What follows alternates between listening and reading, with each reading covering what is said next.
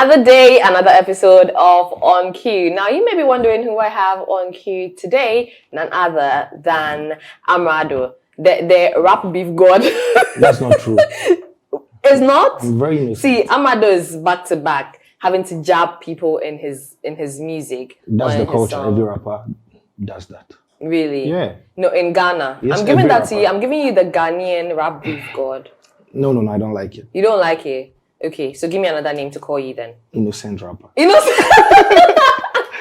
What part of you is innocent? My face. You, with all the words you have. My face. Your okay, fine. Your face is innocent. That I agree to. But the words in your mouth, not so innocent. Because you drop the bars and then we have to go and sit and rethink. That's me think, doing my rethink. job. But I don't think I'm a beef godfather. No. You don't think so? No. Okay, that's my name for you. So People come for you take me. it or you take it. People come for me and then when I go for them, they say I love beef. So it's never your fault, is it? No. It's just me doing my work, sweetheart. It's just you doing your work. Yeah. And he's going to say he's innocent. That's why he's speaking very, laid back and I'm always like this. Give me ginger. Yeah, I know you're want actually ginger? really soft spoken. You want ginger? Yeah. Freaking promise it.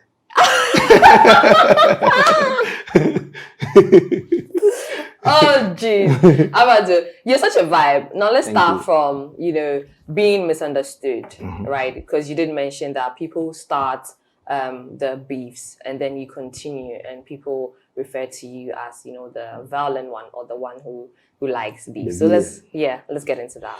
Okay, so first off, I would say people normally come for me and then I'm so unlucky that most of the time the people that come for me don't really get the audience. And then I feel like until I come in, people don't normally pay attention. Started throwing shade already. Oh no, that's not a shade. That's the bitter truth, to be honest. Because let me use myself and Lyrical as an example. He came at me twice, and then when I came after him on his birthday, people thought I started it. But then, sometimes it's like that. But I'll just learn and grow, and then know when and how to go into beefs from now. Nice. Why did you refer to yourself as unlucky, though? I'd want to know. It's because of the situation you spoke about. Okay. That people always misinterpret Okay. the fact that they think I normally start beefs, but then in the hip hop culture, it's just allowed to throw subliminals to every artist. It's when you go on the beat, you have the right to call yourself the best, throw shots. But then if my fellow artists make it seem like they don't do it, but then it's only me that's doing it, that's so unfair.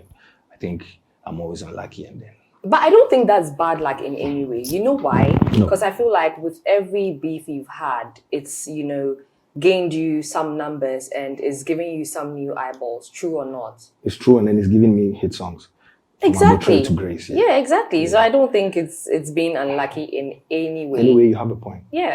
Yeah, so please just take it in and wear the crown. Heavy is the head that wears the crown. Please, the head there is heavy. It's heavy, yeah. It's okay. I can tell. It's okay. I can tell. It's okay. Let's get into your personality, right? We've spoken about being misunderstood. Now, how are you able to still through and stay on top, have your head properly screwed on, right? And have to churn out music constantly? Because then there should be that hold back that says, even with the song that I'm about to do, people will read meaning into it, even if, there's no meaning to be read into it. Doing music, personally, it goes beyond just doing music for the people. I have a home to feed. I have a family. I have my mom, my sister. So whenever I feel like there's a setback, then I think about these people who are looking up to me, like my family.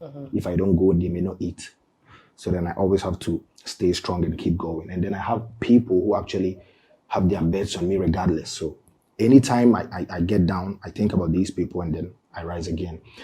And then again, I have a team who has actually invested a lot in me, and then I can't let them down. So I'm human. It's not always going to be easy. So I just move on regardless. There are two things you didn't mention that I want us to come to. But first, it's talking about the team, right? In getting a team that has stuck by you through and through, because I know that this is one gentleman sitting here who has stuck with you through and through, right? Alexis. How has the relationship grown? How would you say that you guys have been able to bond to keep a good working relationship? Because there's one thing that happens when you see a young, hungry artist come up, and then they come up and then they, have to rethink about management and say that, oh, this person isn't helping me in any way.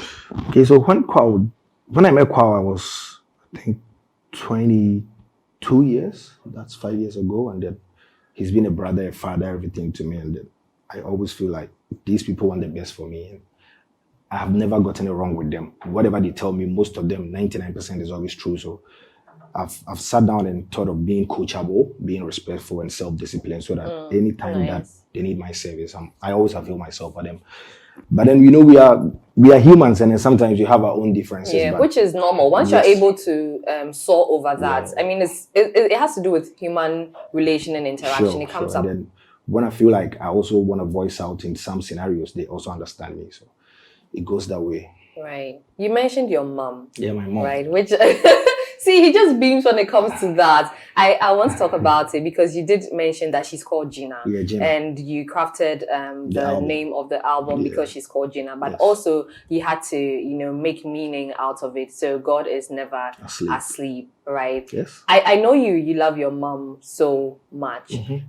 What other name would you have given the album if it wasn't G.I.N.A, if it wasn't God is Never Asleep? Which other name would you have chosen for it? Maybe Grace, because of my journey. It's not by might. Against all odds, I've been doing this. It got to a point people felt like, oh, he's not truly good. He's just overhyped.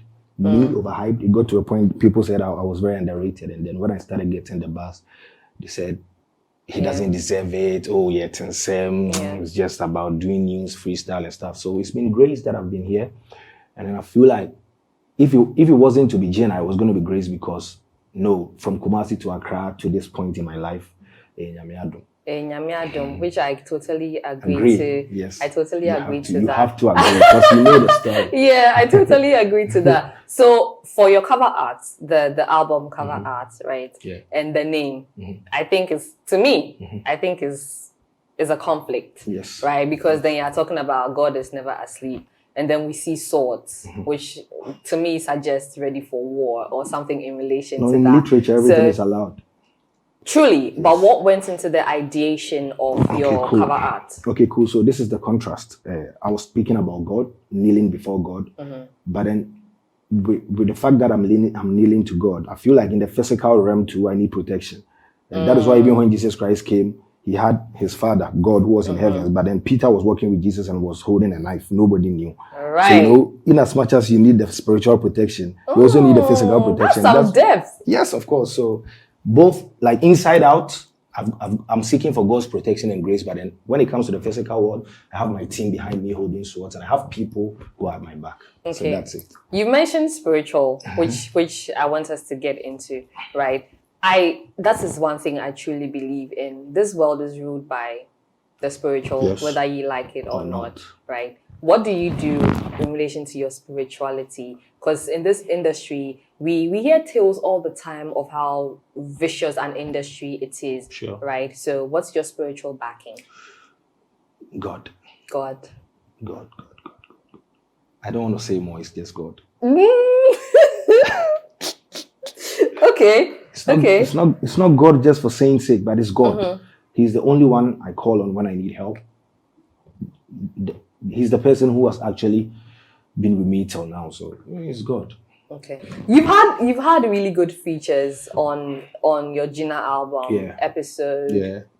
Efia, Eno, Lion, which I initially, when I saw the name, I really didn't know. In my mind, I was like, what is this? Lion? What is it? Until you told me that it's Lion. You've had all of these really great features. How did these come about? And in choosing each feature for each song, what thought process went into that? Because you know that, okay, you are the only one who can tell who will fit on which song. Yes. So I just want to know. Yeah, in some instances, it's not all about an artist who has the hype or who is in the trends. In my case, I normally think about an artist who can share my story, who can actually help me send the message across. So linking up with Efia, I had a purpose, and that was to tap into that core female following of hers. And then with Eno Baroni, it was a spice. You know, she's actually the most dominant female rapper in the country, in Africa to me. Yes, so she is. I wanted those female people who also love rap, and with the international people, someone like Simba, who is actually doing well in the UK.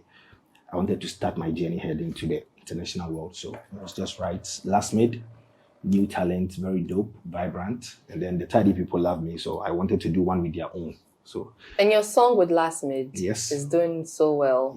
Doing so. Was that the expectation for them? Did you think that'll be how the song will go? My team actually thought it wasn't gonna be as it is now, but I believed in it. I challenged them. Yes, they wanted us to drop the one with Family, which is track number 1 on the album. Yeah. It was a song that's actually telling my story, and I wanted them to drop it right after the beat. So yeah. And you are the one with episode Beautiful Piece. That's my favorite on the album, to be honest. I'm going to talk about all of the songs on the album and how you switch, when it comes to genres and all of that. But I'd want to know, with the Last Mid collab, did you choose him because he was already out there and doing good with Friday Night? We recorded the song 4 months before Friday Night. Oh. I went for a show in Tadi, I think with HD Plus, and then Last Mid was there. He called me that he wanted to do a song with me. At that time, I was there to perform Abotr3, so I went on stage with him. I think that's the song that he had at that time was the one with Kwame Eugene, Sika Remix. Yeah. So he came to my hotel, we recorded it, and I told him I have an album coming, which I would want to put the song on. And then right after the beef, I decided to drop that song off the album as the first song. Not as the second song, yes. And then I dropped it. So it was way before Friday Night. Right. Okay, so let's talk about how you are able to, just put all the songs in the album together. Because to me, there's a flow. There's a really nice flow, from the one with Familiar that is more dedicating to God. It starts from the soft Amerado to the hard. Exactly. Yeah, that's what I'm saying. Like, there's a flow. And with all the flows too, you see that, okay, this person had to be on it. Yeah. And it also shows your dexterity as an artist. So let's talk about that and how you put all of these songs together. Okay. So with track number 1, that's Nyame Dada. It's been God since day 1, and it's just right that I start with like the name of God on track 1, and then heading down to the 666 and the Black Change. It's about reminding people how I used to be that hardcore. Let me tell you, the 666. When I saw it and I hadn't listened to it, I said, what is this? This boy, why is he coming to me? Yeah, because I was like, you have Nyame Dada, and then now you have 666. Yes. Please relax for us. So I don't want to forget about my past. I don't want people to forget about the hard Amerado, the hardcore rapper. So when you listen to the album, it's like looking at me now and then getting into my past and knowing who I am truly. Because at the end of the day, I have fans who actually know me now, and then they have no idea how I started. So I wanted to tell them about my story, how it all started, and who I am actually before being that commercial kind of rapper. In doing features, right, people pick and choose their features based on the influence they want that person to have on the album, right? And then maybe how big that artist is. That's true. Yeah. Has the album done well based on your features? Do you think that also considering your features, it has further pushed? Yes. How well? You see, Grace is an example, and then the one with Family, that's the one that people are actually jumping on now. The Nyame Dada. Yes, so it's so true. People that we feature have influence on the songs, and that is why I feature people. Let's use Abotr3 as an example. People love Blacko. At that moment, they wanted to hear something from me, and I was lucky at that moment to have the chance to drop a song with him. So it's always right. Yeah, I believe in that. Now that you mentioned Abotr3, let's talk about Abotr3, because I mean, in your beefs, though, we've had to hear that if it wasn't for Blacko, you wouldn't have a big song, right? And truly, people don't exactly know for the Abotr3 song. People just assume, or if they don't know that it's for you, they assume it's for Blacko, right? Yes. With that song and how big it's gotten, which of your songs now, from the list of songs that you have, would you say would do as well as Abotr3 has done? That's Grace. Grace with Last Mid. Yes, Grace is getting there. Yes, it's almost hitting 1 million views on YouTube in almost 2 months. So that's nice. Yes, and then with it's actually a really nice song. Yes, it's a big song. It's emotive, I think, because you listen to it and then With what you said about Abotr3, I don't think any artist would want to feature an artist and not expect the artist to own the song as well. Because at the end of the day, it's a collaboration. Yes. And then we are in an era where singers actually want to like give artists or rappers hit songs. Gone are the days where you wanted to feature Sarkodie or Chame Kwame for a verse and then get a hit song. But now it's changing. This era belongs to the singers in quote. And then as a rapper, you need a singer's voice so that when you go on stage, we can even call you for shows and then people can sing to it. I featured Blacko to get a chorus.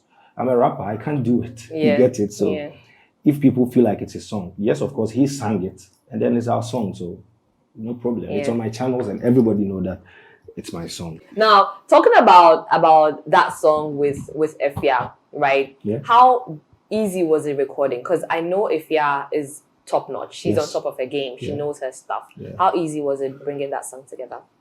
Okay, so when we were recording the song, it didn't take so long because I was in my element. And then these kind of songs are not songs that I normally do.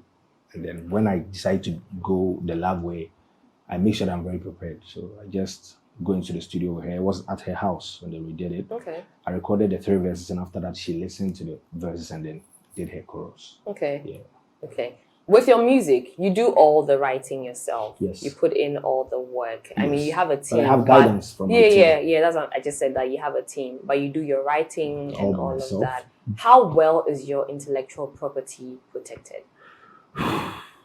Well, trust me, my team is very able. I trust them a lot when it comes to securing my stuff.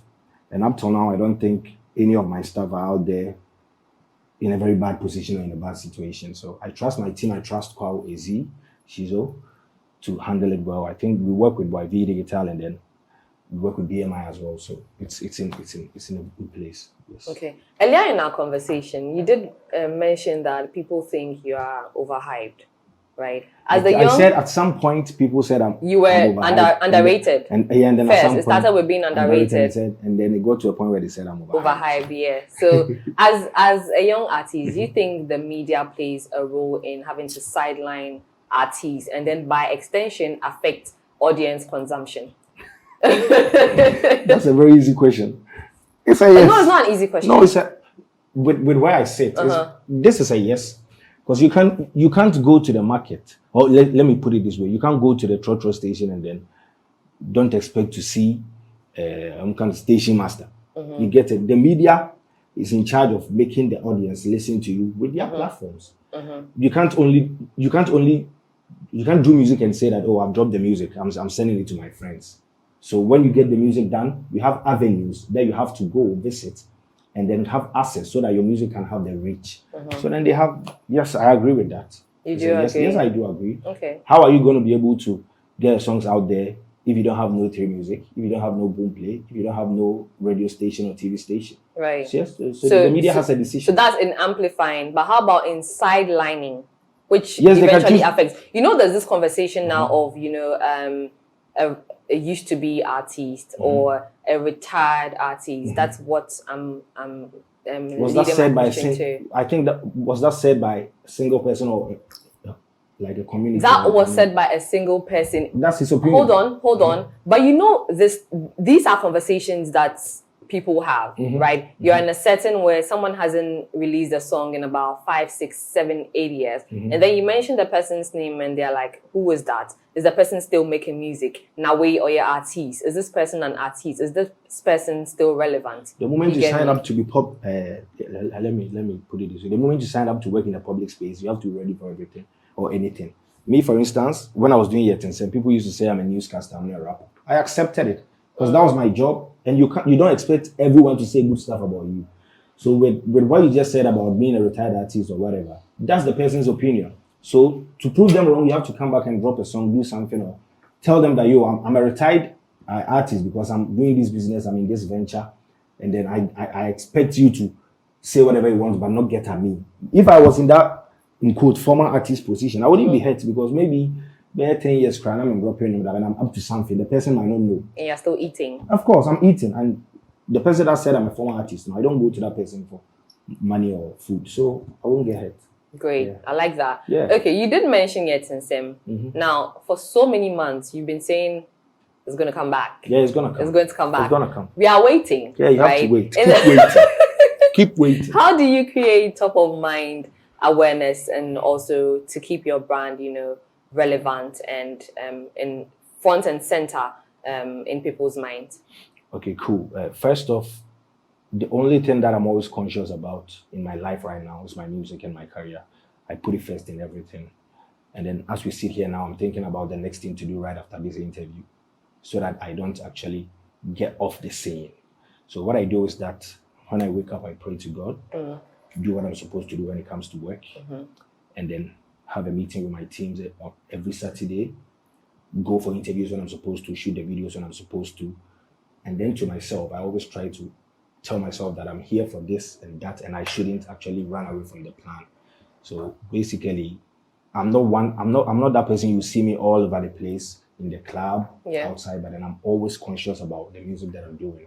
And I know that without this, maybe I wouldn't be here. So I'm always serious about it. And I'm almost linking you're not being all over the place to somebody we both know, but let me just keep let me just keep it that way. I mean, we know who, because she's very kept to herself. She's also very focused, very delayed.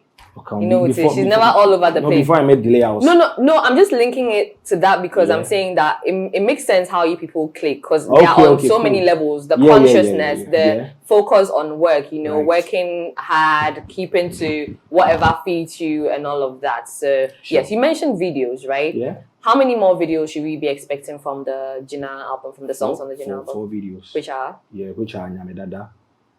And the rest, because we are yet to decide. Okay, on which one? Which is fine. The one with Ifya, definitely. Yeah. And then one of the international artists, I think you should do that. I can't promise. Okay. But I think you should. Consider it.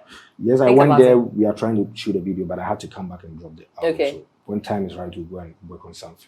Okay. Okay. So in wrapping up, by God's grace and by your hard work, I want you to give me 5 projections for your music and your career and your brand in the next 2 years. Just 5. Okay, so 1. Okay. This I normally don't want to talk about my future, but then I'll answer it. That's why I said by the grace of God and hard work. That alone can't take me there, but I will answer it. Okay, so number 1 is people who see me evolved. I look at widening up my fan base, winning some accolades, more awards, touching lives, and then maybe investing in other stuff. Nice. 5 sweet things from Amerado on what he's projecting for his brand, his career, his craft in totality in the next 2 years. And I'm looking forward to seeing that happen. It will happen. Amen. It will definitely happen. But thank you for sitting and chatting with me. Thank you for Did you enjoy it? Did you like it? Yes, I did. You did? You can't say you did not like it. How would you say you did? Air condition. This is a very good interview. Oh, thank you. One of the So what? The question is heating you up. Yeah, one of the few ones I'll never forget. Oh, that's so sweet. Yeah. I'm blushing, guys. But yes, Amerado, you can find Amerado on all socials. He's everywhere. So let us in on your socials. Amerado Ben on every platform. Simple. AMERADO BURNER. On all platforms. Find them, guys, and also find us on social, Steve Music Networks, Instagram, Twitter, and Steve Music on Facebook, okay? We're done. I'm going to catch you on the next episode. Remember that the show is on cue. My name, Lerny Lomotey. Bye-bye.